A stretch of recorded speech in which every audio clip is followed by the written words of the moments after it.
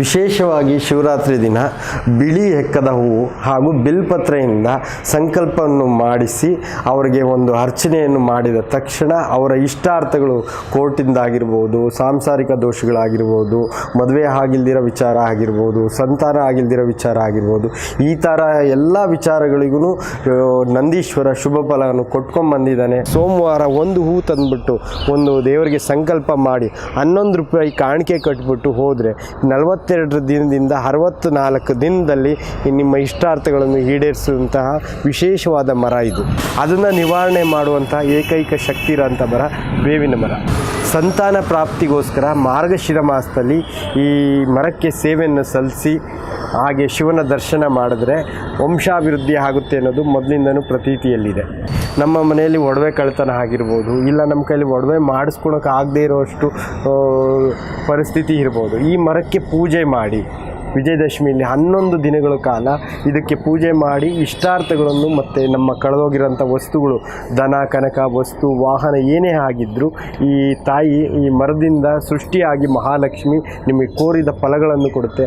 ನಾವು ಸತ್ಯನಾರಾಯಣ ಪೂಜೆಗೆ ಎಷ್ಟು ಥರ ಪತ್ರೆಗಳು ಯೂಸ್ ಮಾಡ್ತೀವೋ ಅದೇ ಥರ ಶಿವನಿಗೆ ಇದು ಒಂದು ಬಿಲ್ವ ಪತ್ರೆಯಿಂದ ಅಪಮೃತ್ಯು ದೋಷ, ಘೋರಮೃತ್ಯು ದೋಷ, ಎಲ್ಲ ಮೃತ್ಯುಂಜಯ ದೋಷಗಳನ್ನು ಹೋಗಲಾಡಿಸುವಂತಹ ಏಕೈಕ ಬಿಲ್ವ ಮರ ಅಂತ ಕರಿತೀವಿ. ಬಿಲ್ಪತ್ರೆ ಪೂಜೆಗೆ ಮಾಡೋದ್ರಿಂದ ಶಿವನಲ್ಲಿ ಕೈಲಾಸವಾಸವನ್ನು ಪಡೀತಾರೆ ಅನ್ನೋದು ಪ್ರತೀತಿಯಲ್ಲಿದೆ. ಇದು ಸುಮಾರು 100 ವರ್ಷಗಳ ಮರ ಆಗಿದೆ. ಸಿಡ್ಲು ಅಂದರೆ ಮಳೆ ಬರುವಂಥ ಸಮಯದಲ್ಲಿ ಸಿಡ್ಲು ಹೊಡೆದು ಇದು 2 ವಿಭಾಗ ಆಗಿದೆ.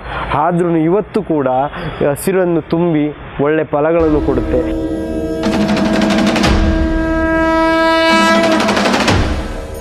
ಶ್ರೀ ಗುರುಭ್ಯೋ ನಮಃ. ಓಂ ನಮಃ ಶಿವಾಯ. ನನ್ನ ಹೆಸರು ಪ್ರದೀಪ್ ಪರಾಶರ ಅಂತ ಅಂದ್ಬಿಟ್ಟು ನಂದೀಶ್ವರನ ಬಗ್ಗೆ ವಿಶೇಷವಾಗಿ ಶಿವರಾತ್ರಿ ಹಬ್ಬದ ಪ್ರಯುಕ್ತ ಏನಿದೆ ಅಂತ ಅಂದರೆ, ಪ್ರತಿ ವರ್ಷದಂತೆ ಈ ವರ್ಷವೂ ಕೂಡ ನಂದೀಶ್ವರನಿಗೆ ಮತ್ತು ಶಿವನಿಗೆ ಒಂದು ರುದ್ರಾಭಿಷೇಕ, ಕ್ಷೀರಾಭಿಷೇಕ, ಪಂಚಾಮೃತಾಭಿಷೇಕ ಎಲ್ಲ ನೆರವೇರಿಸಲಾಗಿದೆ. ಹಾಗೂ ಈ ನಂದೀಶ್ವರನ ವಿಶೇಷ ಅಂತ ಅಂದರೆ ಸಂತಾನಕ್ಕೋಸ್ಕರ ನವಗ್ರಹಗಳ ನವಧಾನ್ಯಗಳ ಅಭಿಷೇಕವನ್ನು ಮಾಡಿ ಮತ್ತು ರುದ್ರಾಭಿಷೇಕವನ್ನು ಮಾಡಿ ವಿಶೇಷವಾದ ಕೋರಿದ ಫಲಗಳಂತೂ ಕೊಡುವಂತಹ ಶಿವರಾತ್ರಿ ಅಂದು ಬೆಳಗ್ಗೆ 5ರಿಂದ 6ರವರೆಗೂ ವಿಶೇಷವಾಗಿ ಅಭಿಷೇಕ ಮಾಡಲಾಗುತ್ತದೆ. ವಿಶೇಷವಾಗಿ ಶಿವರಾತ್ರಿ ದಿನ ಬಿಳಿ ಹೆಕ್ಕದ ಹೂವು ಹಾಗೂ ಬಿಲ್ಪತ್ರೆಯಿಂದ ಸಂಕಲ್ಪವನ್ನು ಮಾಡಿಸಿ ಅವರಿಗೆ ಒಂದು ಅರ್ಚನೆಯನ್ನು ಮಾಡಿದ ತಕ್ಷಣ ಅವರ ಇಷ್ಟಾರ್ಥಗಳು ಕೋರ್ಟಿಂದಾಗಿರ್ಬೋದು, ಸಾಂಸಾರಿಕ ದೋಷಗಳಾಗಿರ್ಬೋದು, ಮದುವೆ ಆಗಿಲ್ದಿರೋ ವಿಚಾರ ಆಗಿರ್ಬೋದು, ಸಂತಾನ ಆಗಿಲ್ದಿರೋ ವಿಚಾರ ಆಗಿರ್ಬೋದು, ಈ ಥರ ಎಲ್ಲ ವಿಚಾರಗಳಿಗೂ ನಂದೀಶ್ವರ ಶುಭ ಫಲವನ್ನು ಕೊಟ್ಕೊಂಡ್ಬಂದಿದ್ದಾನೆ. ಅದೇ ರೀತಿ ವಿಶೇಷವಾಗಿ ಪ್ರತಿ ಪ್ರದೋಷ ಕಾಲದಲ್ಲಿ, ಮಾಸ ಶಿವರಾತ್ರಿಗಳಲ್ಲಿ, ಮಹಾಶಿವರಾತ್ರಿಗಳಲ್ಲಿ ಈ ಕೆಲಸ ಮಾಡೋದ್ರಿಂದ ತಮ್ಮ ಭಕ್ತಾದಿಗಳನ್ನು ಇಷ್ಟಾರ್ಥಗಳನ್ನು ಕೋರಿದ ಫಲಗಳನ್ನು ಕೊಡ್ತಾನೆ ಅನ್ನೋದು ನಂದೀಶ್ವರನ ವಿಶೇಷವಾಗಿರುತ್ತೆ. ಸರ್, ಈ ಹೂವಿನ ಹೆಸರು ನಂದಿ ಬೆಟ್ಲು ಅಂತ ಕರೀತಾರೆ, ಅಥವಾ ಶಿವಲಿಂಗದ ಹೂವು ಅಂತ ಕರೀತಾರೆ, ನಾಗಲಿಂಗ ಪುಷ್ಪ ಅಂತಲೂ ಕರೀತಾರೆ. ವಿಶೇಷವಾಗಿ ನೋಡಿ, ಇದು ಸರ್ಪದ ರೀತಿಯಲ್ಲೇ ಕಾಣ್ತಾ ಇದೆ. ಇದು ಈಶ್ವರನಿಗೆ ತುಂಬ ಪ್ರಿಯವಾದ ಹೂವು ಅಂತಲೂ ಹೇಳ್ತಿರ್ತಾರೆ. ಮೊದಲಿನಿಂದನೂ ಈ ಮರ ಸುಮಾರು ಒಂದು 25-30 ವರ್ಷಗಳಿಂದ ಬೆಳ್ಕೊಂಬಂದಿರೋ ಅಂಥ ಮರ ಇದು ಪ್ರತಿ ಸೋಮವಾರದಲ್ಲಿ ಬಿಲ್ಪತ್ರೆ ಇಲ್ಲ ಶಿವನಿಗೆ ಅಂತ ಅಂದವರು ಈ ಒಂದು ಹೂವಿನ ಒಂದು ಹೂವಿಟ್ಟರೆ ಬಿಲ್ಪತ್ರೆ ಇಟ್ಟಷ್ಟು ಫಲ ಕೊಡುತ್ತೆ ಅಂತ ಮೊದಲಿಂದನೂ ಹೇಳ್ಕೊಂಬಂದಿದ್ದಾರೆ. ಹಾಗೆಯೇ ಈ ಹೂವಿನ ವಿಶೇಷತೆಗಳು ಏನಪ್ಪ ಅಂದರೆ, ನಿಮ್ಮ ಕೋರಿದ ಇಷ್ಟಾರ್ಥಗಳನ್ನು ಏನು ಅಂದ್ಕೊಂಡಿರ್ತೀರ ಅದನ್ನು ಸೋಮವಾರ ಒಂದು ಹೂ ತಂದುಬಿಟ್ಟು ಒಂದು ದೇವರಿಗೆ ಸಂಕಲ್ಪ ಮಾಡಿ 11 ರೂಪಾಯಿ ಕಾಣಿಕೆ ಕಟ್ಬಿಟ್ಟು ಹೋದರೆ 42 ದಿನದಿಂದ 64 ದಿನದಲ್ಲಿ ನಿಮ್ಮ ಇಷ್ಟಾರ್ಥಗಳನ್ನು ಈಡೇರಿಸುವಂತಹ ವಿಶೇಷವಾದ ಮರ ಇದು. ಸರ್, ಇದು ಬೇವಿನ ಮರ. ವಿಶೇಷವನ್ನು ಏನಂದರೆ, ಎಲ್ಲರಿಗೂ ಗೊತ್ತಿರುತ್ತೆ ಬೇವಿನ ಬಗ್ಗೆ, ಏನು ಹೇಳೋಂಗೇ ಇಲ್ಲ. ಆದರೆ ಇಲ್ಲಿ ವಿಶೇಷತೆ ಏನಪ್ಪ ಅಂದರೆ, ಸುತ್ತಮುತ್ತ ಯಾವುದೇ ಮಗುಗಾಗಿರಲಿ ಮತ್ತು ದೊಡ್ಡವ್ರಿಗಾಗಿರಲಿ ಅಮ್ಮ ಆದರೆ ಈ ಮರದಿಂದ ಒಂದು ಎಲೆ ಬೇವಿನ ಎಲೆಯನ್ನು ತೊಗೊಂಡೋಗಿ ಮಾರಮ್ಮನ ನಂತರ ಇಟ್ಟುಬಿಟ್ಟು ಪೂಜೆ ಮಾಡಿಸ್ಕೊಂಡು ಒಂದು ಸಂಕಲ್ಪ ಮಾಡ್ಕೊಂಡು ಹೋದರೆ 4-5 ದಿನದಲ್ಲಿ ಅಮ್ಮನ ಮಕ್ಕಳಿಗೆ ಗೊತ್ತಿರಬೇಕು ನಿಮಗೆ, ಗುಳ್ಳೆ ಆಗಿರುತ್ತೆ ಮೈ ಮೇಲೆಲ್ಲ. ಆ ಥರ ಆದಾಗ ಅಮ್ಮ ಅಂತ ಕರೀತಾರೆ. ಅಮ್ಮ ಮೈ ಮೇಲೆ ಬಂದು ಈ ಥರ ಆಗಿರುತ್ತೆ ಅಂತ. ಅದನ್ನು ನಿವಾರಣೆ ಮಾಡುವಂಥ ಏಕೈಕ ಶಕ್ತಿ ಇರೋಂಥ ಮರ ಬೇವಿನ ಮರ. ಅದು ಈ ನಮ್ಮ ನಂದೀಶ್ವರ ದೇವಸ್ಥಾನದಲ್ಲೇ ಸುಮಾರು 20 ವರ್ಷಗಳಿಂದ ಈ ಮರ ಇದೆ. ಸರ್, ಹೌದಂಬರ ಅಂತ ಅಥವಾ ಹತ್ತಿ ಮರ ಅಂತ ಕರಿತೀವಿ. ಸಂತಾನ ಪ್ರಾಪ್ತಿಗೋಸ್ಕರ ಮಾರ್ಗಶಿರ ಮಾಸದಲ್ಲಿ ಈ ಮರಕ್ಕೆ ಸೇವೆಯನ್ನು ಸಲ್ಲಿಸಿ ಹಾಗೆ ಶಿವನ ದರ್ಶನ ಮಾಡಿದ್ರೆ ವಂಶಾಭಿವೃದ್ಧಿ ಆಗುತ್ತೆ ಅನ್ನೋದು ಮೊದಲಿಂದನೂ ಪ್ರತೀತಿಯಲ್ಲಿದೆ. ಸರ್, ಇದು ನಮ್ಮ ಬನ್ನಿ ಪತ್ರ. ಬನ್ನಿ ಪತ್ರ ಅಥವಾ ಶಮಿ ಪತ್ರೆ ಮರ ಅಂತ ಕರಿತೀವಿ. ಬನ್ನಿ ಬಂಗಾರವಾಗಲಿ ಅಂತ ಇಲ್ಲಿಂದಲೂ ದೊಡ್ಡವರು ಹೇಳ್ಕೊಂಬಂದಿರೋ ಹಾಗೆಯೇ ಇದರ ವಿಶೇಷ ಏನು ಅಂತಂದರೆ, ವಿಜಯದಶಮಿಯ ಸಮಯದಲ್ಲಿ ನಮ್ಮ ಮನೆಯಲ್ಲಿ ಒಡವೆ ಕಳ್ತನ ಆಗಿರ್ಬೋದು, ಇಲ್ಲ ನಮ್ಮ ಕೈಲಿ ಒಡವೆ ಮಾಡಿಸ್ಕೊಳಕ್ಕೆ ಆಗದೇ ಇರೋಷ್ಟು ಪರಿಸ್ಥಿತಿ ಇರ್ಬೋದು. ಈ ಮರಕ್ಕೆ ಪೂಜೆ ಮಾಡಿ ವಿಜಯದಶಮಿಯಲ್ಲಿ 11 ದಿನಗಳ ಕಾಲ ಇದಕ್ಕೆ ಪೂಜೆ ಮಾಡಿ ಇಷ್ಟಾರ್ಥಗಳನ್ನು ಮತ್ತು ನಮ್ಮ ಕಳೆದೋಗಿರೋಂಥ ವಸ್ತುಗಳು, ದನ ಕನಕ ವಸ್ತು ವಾಹನ ಏನೇ ಆಗಿದ್ದರೂ ಈ ತಾಯಿ ಈ ಮರದಿಂದ ಸೃಷ್ಟಿಯಾಗಿ ಮಹಾಲಕ್ಷ್ಮಿ ನಿಮಗೆ ಕೋರಿದ ಫಲಗಳನ್ನು ಕೊಡುತ್ತೆ. ಹಾಗೆ ನಿಮ್ಮ ಮನೆಯಲ್ಲಿ ಸ್ಥಿರವಾಗಿ ಮಹಾಲಕ್ಷ್ಮಿ ಅಥವಾ ನಿಮ್ಮ ಒಡವೆಗಳನ್ನಾಗಿರ್ಬೋದು, ಚಿನ್ನಾಭರಣಗಳನ್ನು ಸ್ಥಿರವಾಗಿ ನಿಮ್ಮ ಮನೆಯಲ್ಲಿ ಇರುವಂತಹ ಮಹಿಮೆಯನ್ನು ಹೊಂದಿರುವಂಥ ಈ ಬನ್ನಿ ಮರವನ್ನು ಪೂಜೆ ಮಾಡಿ ಶುಭ ಫಲ ಬರುತ್ತೆ ಅಂತ ನಂಬಿರುವಂಥ ಈ ಊರಿನ ಗ್ರಾಮಸ್ಥರು ಮೊದಲಿಂದನೂ ವಿಜಯದಶಮಿಲಿ ಈ ಪೂಜೆ ಮಾಡ್ಕೊಂಡು ಬಂದಿರ್ತಾರೆ. ಹಾಗೆಯೇ ಇದು ಕಾರ್ತಿಕ್ ಮಾಸದಲ್ಲೂ ಇದಕ್ಕೆ ದೀಪಾರಾಧನೆ ಮಾಡೋದ್ರಿಂದ ವಿಶೇಷವಾಗಿ ಬೇಗ ಮದುವೆ ಆಗುತ್ತೆ ಅನ್ನೋದು ಪ್ರತೀತಿ ಇದೆ. ಸರ್, ಇದು ಬಿಲ್ಪತ್ರೆ ಮರ ಅಂತ ಶಿವನಿಗೆ ವಿಶೇಷವಾಗಿ ಬಿಲ್ಪತ್ರೆಯನ್ನು ಅರ್ಪಿಸೋದ್ರಿಂದ ರೋಗ ರುಜಿನಗಳು, ಅಪಮೃತ್ಯು ದೋಷಗಳು ಎಲ್ಲನೂ ಹೋಗುತ್ತೆ ಅಂತ ದೊಡ್ಡವರು ಹೇಳ್ಕೊಂಬಂದಿದ್ದಾರೆ. ಹಾಗೆ ಇಂದಿನಿಂದನೂ ನಮ್ಮ ಧಾರ್ಮಿಕ ಪದ್ಧತಿಯಲ್ಲಿ ಬಿಲ್ವಾರ್ಚನೆ ಮಾಡೋದ್ರಿಂದ ಶುಭ ಫಲ ಬರುತ್ತೆ. ನಾವು ಸತ್ಯನಾರಾಯಣ ಪೂಜೆಗೆ ಎಷ್ಟು ಥರ ಪತ್ರೆಗಳು ಯೂಸ್ ಮಾಡ್ತೀವೋ ಅದೇ ಥರ ಶಿವನಿಗೆ ಇದು ಒಂದು ಬಿಲ್ವ ಪತ್ರೆಯಿಂದ ಅಪಮೃತ್ಯು ದೋಷ, ಘೋರಮೃತ್ಯು ದೋಷ, ಎಲ್ಲ ಮೃತ್ಯುಂಜಯ ದೋಷಗಳನ್ನು ಹೋಗಲಾಡಿಸುವಂತಹ ಏಕೈಕ ಬಿಲ್ವ ಮರ ಅಂತ ಕರಿತೀವಿ. ಬಿಲ್ವ ಪತ್ರೆಯಿಂದ ಅನಾದಿ ಕಾಲಗಳಿಂದಲೂ ಈ ಬಿಲ್ಪತ್ರೆ ಪೂಜೆಗೆ ಮಾಡೋದ್ರಿಂದ ಶಿವನಲ್ಲಿ ಕೈಲಾಸವಾಸವನ್ನು ಪಡೀತಾರೆ ಅನ್ನೋದು ಪ್ರತೀತಿಯಲ್ಲಿದೆ. ಹಾಗೆಯೇ ಇದು ಸುಮಾರು 100 ವರ್ಷಗಳ ಮರ ಆಗಿದೆ. ಇದರಲ್ಲಿ ವಿಶೇಷ ಏನಪ್ಪ ಅಂತ ಅಂದರೆ, ಸಿಡ್ಲು ಅಂದರೆ ಮಳೆ ಬರುವಂಥ ಸಮಯದಲ್ಲಿ ಸಿಡ್ಲು ಹೊಡೆದು ಇದು 2 ವಿಭಾಗ ಆಗಿದೆ. ಆದ್ರೂ ಇವತ್ತು ಕೂಡ ಹಸಿರನ್ನು ತುಂಬಿ ಒಳ್ಳೆ ಫಲಗಳನ್ನು ಕೊಡುತ್ತೆ. ಇದನ್ನು ಪ್ರತಿ ಸೋಮವಾರದ ದಿನ ಪೂಜೆ ಮಾಡೋದ್ರಿಂದ ತಮ್ಮ ಮನಸ್ಸಿನಲ್ಲಿ ಏನು ಇಷ್ಟಾರ್ಥಗಳು ಇರುತ್ತೋ ಅಂತಹ ಒಳ್ಳೆ ಫಲಗಳನ್ನು ಕೊಡುವಂಥ ಬಿಲ್ಪತ್ರೆ ಮರ ಇದು. ಇದರಲ್ಲಿ ಶಿವ ಪಾರ್ವತಿ ಇಬ್ಬರು ವಾಸವಾಗಿರ್ತಾರೆ. ಹಾಗಾಗಿ ಇದನ್ನು ಪೂಜೆ ಮಾಡೋದ್ರಿಂದ ಶುಭ ಫಲ ದೊರೆಯುತ್ತೆ.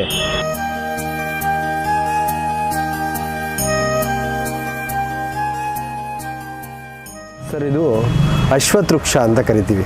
ಬೇವು ಮತ್ತು ಹಳ್ಳಿ ಮರನ ಒಟ್ಟಿಗೆ ಮಾಡುವಂಥ ಪ್ರತೀತಿ ಏನಪ್ಪ ಅಂದರೆ, ಇಲ್ಲಿ ನಮ್ಮ ಹರಹಳ್ಳಿ ಗ್ರಾಮಸ್ಥರು ಒಂದು ಹಳ್ಳಿ ಕಟ್ಟೆ ಮಾಡಿದಾಗಿಂದ ಅವರಿಗೆ ರೋಗ ರುಜಿನಗಳು ಹಾಗೂ ಮದುವೆ ಆಗದಿದ್ದವರು ಇದಕ್ಕೆ ಪ್ರದಕ್ಷಿಣೆ ಮಾಡೋದ್ರಿಂದ ಬೇಗ ಮದುವೆ ಆಗುತ್ತೆ.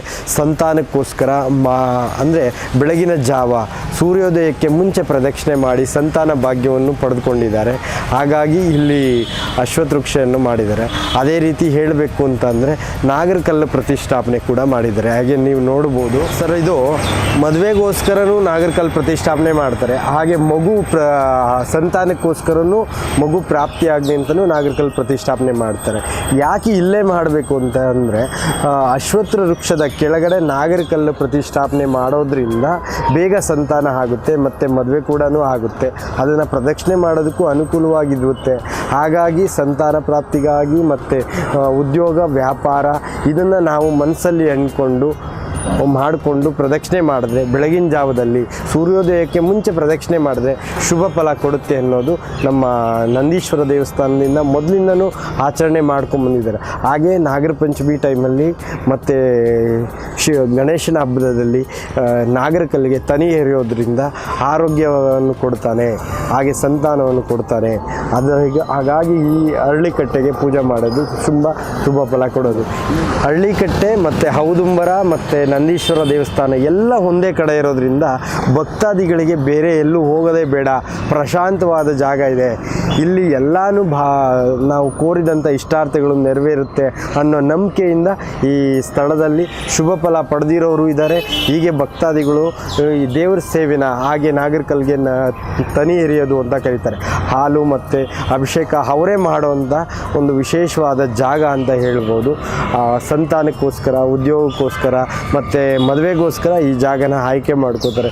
ಎಲ್ಲ ಒಂದೇ ಜಾಗದಲ್ಲಿದೆ. ಸುತ್ತಮುತ್ತಲೂ ಈ ಥರ ಪ್ರದೇಶ ಎಲ್ಲೂ ಇಲ್ಲ ಅಂತ ಅಂದ್ಕೊಂಡು ಇಲ್ಲಿ ಪ್ರತಿ ಸೋಮವಾರ ಮತ್ತು ಮಂಗಳವಾರದೊತ್ತು ವಿಶೇಷವಾಗಿ ಜನ ಆಕರ್ಷಣೆಯಾಗಿ ಈ ಅಶ್ವತ್ಥವೃಕ್ಷನ ಸುತ್ತೋದ್ರಿಂದ ಶುಭ ಫಲ ಪಡೆದುಕೊಂಡಿದ್ದಾರೆ.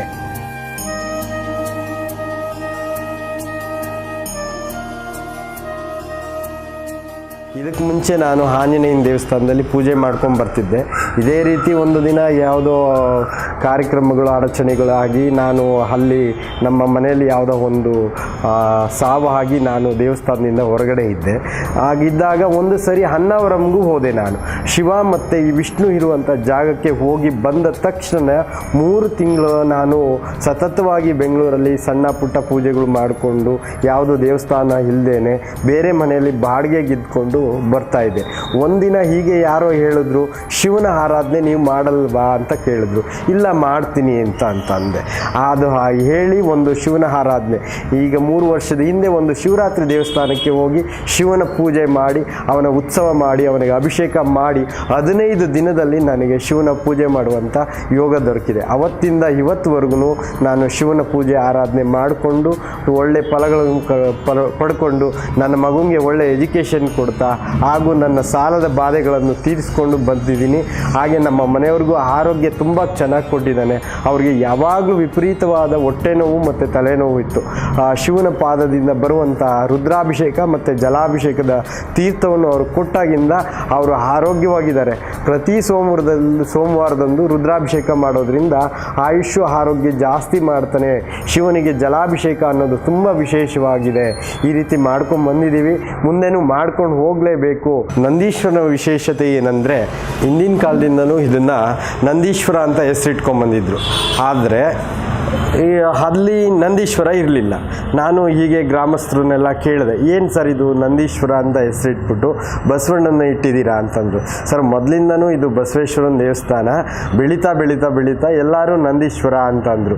ನಂದೀಶ್ವರ ಅಂತ ಯಾಕಪ್ಪ ಅಂತಂದರೆ ಹಿಂದಿನ ಕಾಲದಲ್ಲಿ ಇಲ್ಲೆಲ್ಲ ಹೊಲ ಗದ್ದೆ ಎಲ್ಲ ಮಾಡ್ಕೊಂಡಿದ್ರಂತೆ. ಸೋಮವಾರದಿಂದ ಯಾರೋ ಒಬ್ಬರು ಹೀಗೆ ರೈತರು ಹೊಲ ಉಳ್ಬೇಕಾದ್ರೆ ಹೇಳ್ತಿದ್ರಂತೆ, ಸೋಮವಾರ ಹೊಲ ಕಟ್ಟಬೇಡ, ಹೊಲ ಉಳ್ಬೇಡ, ಉಳುಮೆ ಚೆನ್ನಾಗಿ ಬರಲ್ಲ, ಊರಿಗೆ ಒಳ್ಳೇದಾಗಲ್ಲ ಅಂತ.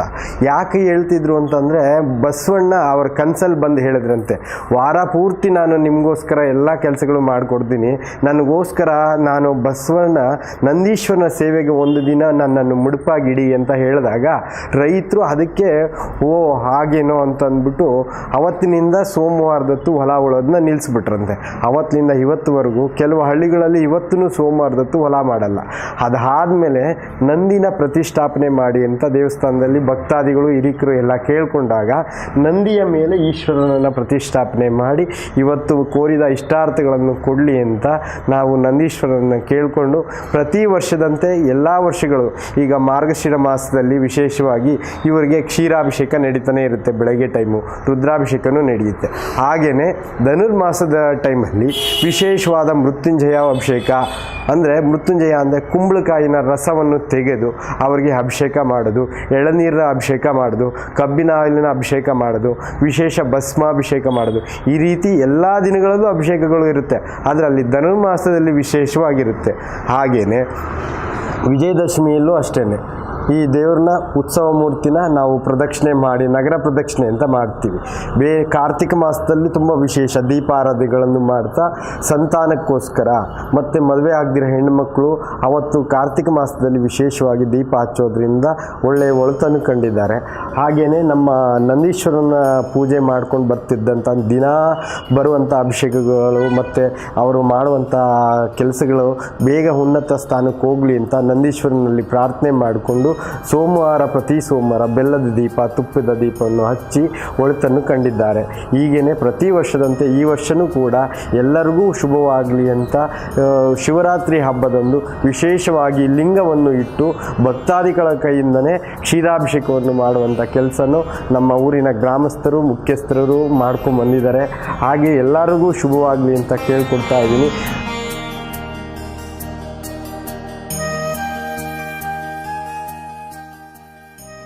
ನಾವು ನೂರಪ್ಪ ಅಂತ.